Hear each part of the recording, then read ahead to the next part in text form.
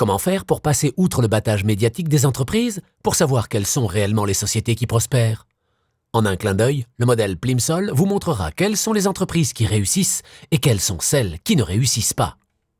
Il mesure le succès sur deux aspects, la force commerciale à travers la croissance des ventes et la force financière à travers une série de graphiques structurés. Les entreprises qui prospèrent vraiment sont capables de se développer sans mettre en péril leur force financière.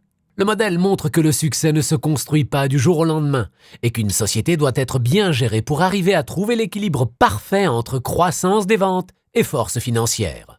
La clé pour comprendre le modèle Plimsoll réside dans les graphiques. Pour simplifier, dans chaque graphique, une ligne croissante est une bonne nouvelle. Une ligne décroissante en est une mauvaise. Les deux graphiques les plus importants sont le graphique Plimsoll, qui mesure la force financière de l'entreprise, et le graphique de la croissance des ventes, qui mesure le succès commercial de la société.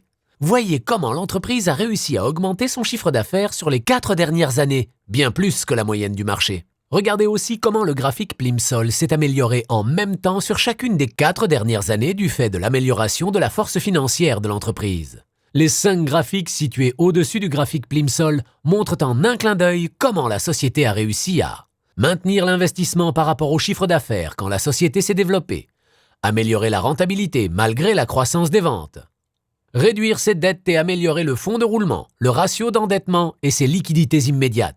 L'étude Plimsoll a essentiellement permis à plus de 20 000 clients d'identifier les entreprises à succès et les concurrents émergents.